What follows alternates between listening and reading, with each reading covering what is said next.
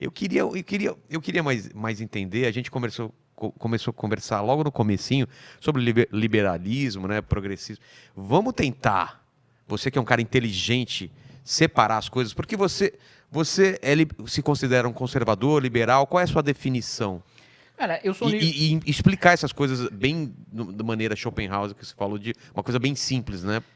Cara, eu sou um liberal, acho que antes de qualquer coisa, o liberalismo é uma posição política, né? Ele vem com uma quebra de paradigma, principalmente contra antigas monarquias absolutistas, né? Então, o rei que tinha o poder de tudo, né? E que tinha a nobreza, né? Os nobres que estavam em torno dele, que tinham influência sobre o rei, mas não tinham poder de fato. Às vezes tinham poder de fato porque os nobres às vezes tinham os seus exércitos próprios e tal, mas era um poder concentrado, né, na nobreza no sangue, né, Na da realeza, família, né, ou de uma unção, né, o cara é rei porque ele é o escolhido de Deus, né, ou porque ele é de família tal, enfim. O liberalismo vem para quebrar essa lógica, fala, não, ninguém tem o direito de governar ninguém pelo sangue ou por unção divina. Todo homem é igual. Né? Acho que começa... E todo homem, incluindo mulheres, né? Claro. O liberalismo vem nesse sentido de que todo mundo é igual, tanto que a própria democracia é um valor liberal. Por mais que você tenha pessoas de esquerda que defendam a democracia e tal, são pessoas que estão aceitando, né, um valor liberal que é se todo mundo é igual. Se todo mundo é igual, uma pessoa, um voto, logo... o governo é escolhido pelo poder da população que é delegado para o governo. Né? Então, qual que é a ideia central do liberalismo?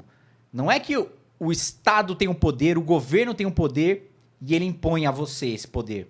Você tem um poder e você passa esse poder para o Estado temporariamente para essa pessoa. Exercer em seu nome.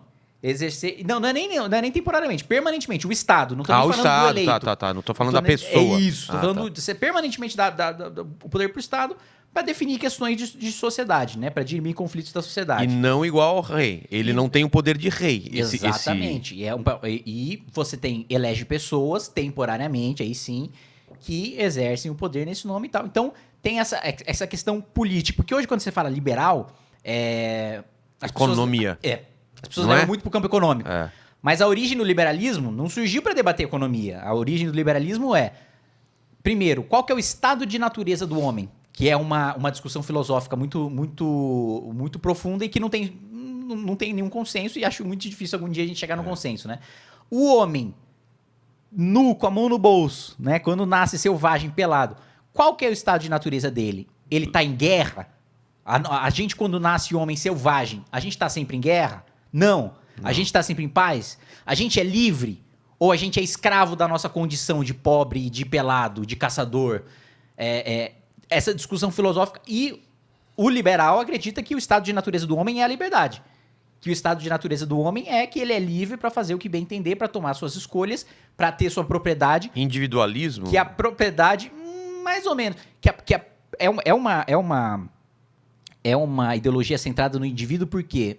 Porque acredita que cada pessoa tem o mesmo valor que a outra, né? Então, não existe desigualdade. Porque a igualdade perante a lei é um valor liberal porque você acredita que, como todas as pessoas são iguais, nenhuma pessoa pode ser julgada desigualmente, né? Por causa da sua condição social. Eu não tenho o direito de cometer um crime porque eu sou de uma casta. Exatamente, né? Coisa que, por exemplo, a Índia, né, é completamente diferente, né? Tem as castas. Tem castas, você nasce naquela casta e vai morrer naquela casta. Feudalismo, mesma coisa, né? Então, mobilidade social, que é essa capacidade de você nascer pobre e morrer rico, nascer rico e morrer pobre. Também é um princípio liberal, né? De que como o homem é livre, ele é livre para trabalhar e gerar riquezas e etc. Então, se o estado de natureza do homem é a liberdade, as pessoas, os homens se reúnem, né, para abrir mão um pouco dessa liberdade para dar para o Estado dirimir conflitos. Porque a sociedade tem conflitos e essas questões coletivas precisam ser decididas por meio de um ente que é o Estado. Precisam ser intermediadas por alguém. Que exatamente. Alguém precisa ter uma palavra final dos conflitos, porque senão eles vão continuar eternamente. Né? Então, porque as liberdades, muitas vezes, geram atritos entre um e outro. Tem uma fábrica, a fábrica solta fumaça, essa fumaça gera um prejuízo para você que está do lado. Como é que a gente dirime esse conflito, né? Então, porque eu estou exercendo minha liberdade de ter minha fábrica, ao mesmo tempo você está exercendo sua liberdade de ter uma propriedade do lado da fábrica. Mas a minha liberdade está gerando um prejuízo para você. Como é que eu compenso isso? Né? E se a gente divergir dessa compensação, quem decide por nós? Aí os liberais acreditam que esse poder é delegado ao Estado. Certo. Então, essa concepção política de ser um liberal, o indivíduo é livre, quanto menos o Estado precisar decidir, melhor, porque mais os indivíduos têm o poder, mais os indivíduos têm liberdade. Esse é o princípio filosófico, digamos assim, perfeito. do liberalismo. Né? Deu para entender beleza por esse exemplo. E hoje, né, do ponto de vista econômico, liberalismo é liberdade de mercado e baixo gasto público, né? Ou seja, o governo não é gastador, não fica... A gente não acredita que o governo gere riqueza, né? Tem gente, por exemplo, os desenvolvimentistas, né? Que acho que a principal liderança desenvolvimentista do país hoje é o Ciro Gomes. Acreditam que tem que ter iniciativa, não é um socialista. O cara acredita que tem que ter iniciativa privada, que tem que ter o governo, só que a iniciativa privada é guiada pelo governo. Então, eu, governo, abro, por exemplo, acho que a indústria de computadores tem que se desenvolver. Então, o que eu faço? Eu abro uma licitação para o governo comprar vários computadores, o que vai incentivar a indústria a ficar produzindo esses computadores até que eu desenvolva uma indústria nacional. É mais ou menos essa... Ele não entende como isso é uma coisa pontual e extraordinária. Ele acredita que isso é uma forma de você encaminhar... Exatamente. De eu desenvolver o país para ter uma indústria própria, empregos próprios, e daí o país se fortalecer internacionalmente. Essa é a visão do desenvolvimentista. Qual que é a visão do liberal? O liberal acredita que se eu incentivar a produção de computador no Brasil, eu vou desincentivar a produção de outros produtos em que o Brasil pode fazer mais barato e melhor para atender uma demanda artificial do governo. Então, por exemplo, muita gente fala, não, mas é ruim que o Brasil exporte soja. O Brasil tinha que exportar computador. Se a gente hoje começar a focar todos os nossos esforços em fazer computador, a gente não vai vender nem soja, nem computador.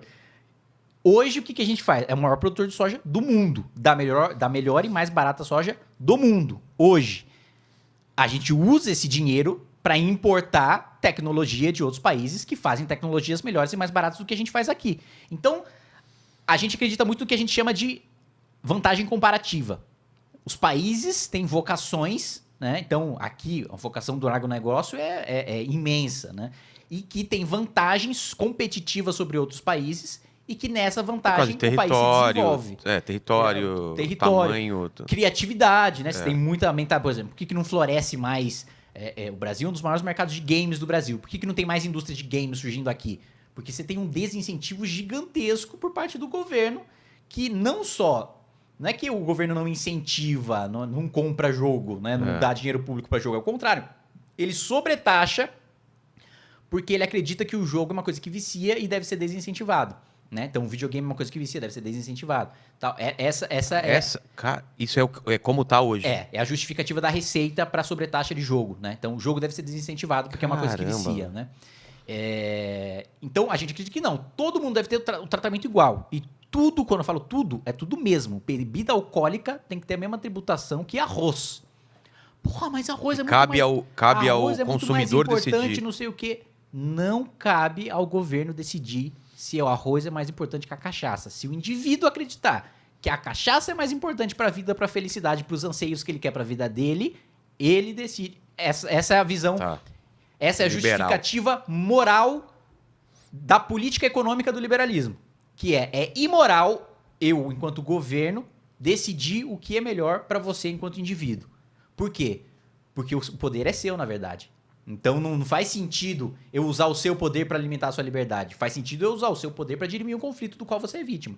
Mas não faz sentido eu usar o seu poder para restringir a sua liberdade de compra ou de venda. E a tributação está 100% relacionada a isso. Por isso que a gente defende isonomia entre os produtos. Porque se você taxa mais um e menos o outro, o que acontece? Por exemplo, Zona Franca de Manaus. Um negócio sem sentido nenhum. Mas como assim sem sentido nenhum? Não está pagando menos imposto? Tá, mas ao custo do imposto que é pago pelos outros estados... E olha só como é irracional. Eu monto uma fábrica da Coca-Cola na Zona Franca de Manaus, né, para ganhar essa vantagem de tributo. Eu produzo a Coca lá, engarrafo lá, para pegar um caminhão que foi produzido em Goiás. Pegar uma rodovia e ir para São Paulo para distribuir um produto que poderia ter um custo logístico muito menor. Não, é absurdo, cara. Não faz o menor sentido. Que deveria ter sido produzido do lado do mercado consumidor. Não faz o menor. Mas eu gerei, enquanto Estado, eu gerei um incentivo econômico para mesmo que seja mais caro produzir num lugar mais distante, eu produzo lá, porque o imposto é tão pesado que vale mais a pena pagar menos imposto e muito mais na logística do que eu colocar o mercado do lado. Por isso que a gente é menos competitivo. Porque o Brasil tem essa série de incentivos diferentes que faz com que as pessoas estejam produzindo coisas que a gente não é bom de produzir com preço baixo e com boa qualidade. Só que a gente gera esse incentivo. Muita tributação, por exemplo, em cima de microfone, equipamentos eletrônicos de maneira geral. É absurdo, notebook, cara. computador. Por quê? Qual que é a justificativa de você ter essa tributação tão pesada? Porque é tudo importado. Então, se é tudo importado, a gente precisa incentivar a indústria nacional. A gente precisa incentivar a indústria nacional, então vamos tributar muito o produto que vem de fora para valer mais a pena comprar o produto nacional. E o que acontece hoje? O produto nacional é ruim, gente. O produto nacional é em regra. Né? Claro que tem... Mas é engraçado que já está provado que isso não funciona. Que tem um ou outro que né, a parte de equipamentos eletrônicos, câmeras, que tem produtor nacional que é bom. Mas esse cara que é bom, ele sobrevive sem eu precisar pagar 5 mil conto sei lá, no iPhone, no PlayStation 5. Sabe, o Brasil não produz, por exemplo, não produz videogame. Por que eu vou tributar 80%? Você só tá fudendo com o consumidor, só isso. Exatamente. Cara. Eu não tenho um videogame brasileiro que eu vou exportar pro mundo. Não, e tá incentivando contrabando. Exatamente. Hoje, cigarro, por exemplo, que tem... Cigarro não só tem sobretaxa, né, para desincentivar o consumo, como tem preço mínimo também. Mesmo que o cigarro custe 50 centavos, o governo te obriga a vender a 4,50 para desincentivar o consumo, mais os impostos. 60% do mercado de cigarro já é ilegal, é contrabando. Pensa, uma indústria gigantesca que no Brasil já é maior o mercado 100% ilegal do que o cara que tá lá com uma fábrica cumprindo regra. Vale mais a pena o cara trazer do Paraguai e todo o esquema. E aí geram todas as externalidades negativas, né? Financiar o crime organizado, etc e tal. Que é uma coisa muito que um dos principais nomes do liberalismo, a minha principal influência, que é o Milton Friedman, falava, né? Quanto mais as leis geram incentivos econômicos para as pessoas cometerem crimes, mais criminosa vai ser a nação. Quando você gerou a lei seca nos Estados Unidos, o que surgiu? As pessoas pararam de beber? Não, simplesmente deu poder para o Capone.